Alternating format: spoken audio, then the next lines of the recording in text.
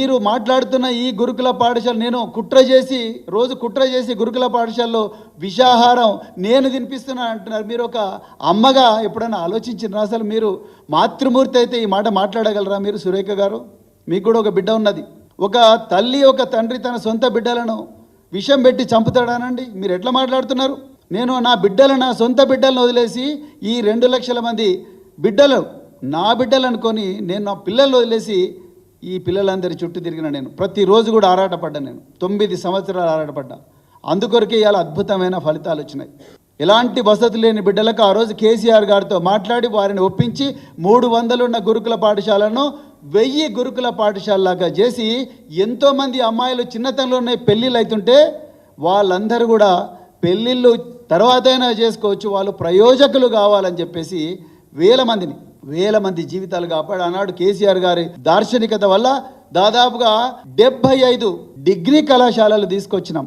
మీరు ఎప్పుడైనా ఆలోచించినా మీ కాంగ్రెస్ ప్రభుత్వంలో? సురేఖ గారు ఎప్పుడైనా ఆలోచించిందా వీటి గురించి? ఇలా మీరు నా మీద మరి మాట్లాడుతూ ఉన్నారు.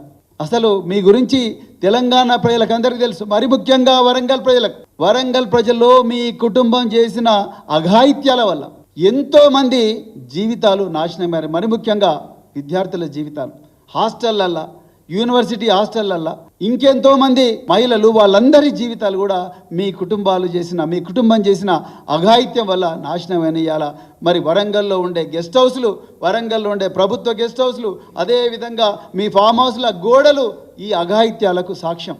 అందువల్లనే ఆ రోజు 2002లో ఇప్పుడున్న జమ్మూ అండ్ కాశ్మీర్ డీజీపీ నలిన్ ప్రభాత్ గారు మీ కుటుంబానికి వరంగల్లో హన్మకొండ చౌరస్తా దగ్గర బహిరంగంగా కౌన్సిలింగ్ ఇచ్చిండు.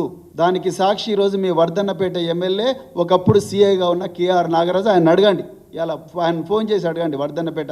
మీరు మా గురించి మాట్లాడతారు, మీరు నా గురించి కేటీఆర్ గురించి మాట్లాడే అర్హత మీకున్నదా అసలు? సురేఖ గారు, మీరు రోజు బీర్లు, బిర్యానీలు, రేవ్ పార్టీల గురించి వీడియోలు చేసే మీరు మా ఆకలితో అలమటిస్తున్నా, ప్రతిరోజు కూడా విషాహారం తిని తల్లడిల్లుతున్నా, విషాహారం తిని హాస్పిటల్ పాలైతే వైద్యం దొరకని దీనమైన స్థితిలో ఆర్తనాదాలు చేస్తున్న పిల్లలు బాధలు మీకు అర్థమవుతాయా సురేఖ గారు? ఒక మాతృమూర్తిగా మీరు మాట్లాడాల్సిన మాటలేనా ఇవి? ఎట్లా మాట్లాడతారు మీరు అసలు? మేము ఎందుకోసం మా కేటీఆర్ గారు చాలా క్లియర్గా చెప్పినారు, ఈ గురుకుల బాట అనేది మేము ప్రభుత్వం మీద విమర్శల కోసం కాదు, మా పిల్లల ప్రాణాలు రక్షించుకోవడం కోసం. ఇలా రేవంత్ రెడ్డికి శ్రద్ధ లేదు, మంత్రులకు శ్రద్ధ లేదు, విద్యాశాఖ మంత్రి లేడు, సంక్షేమ శాఖ మంత్రి లేడు, అధికారులు ఇష్టారాజ్యంగా వ్యవహరిస్తున్నారు.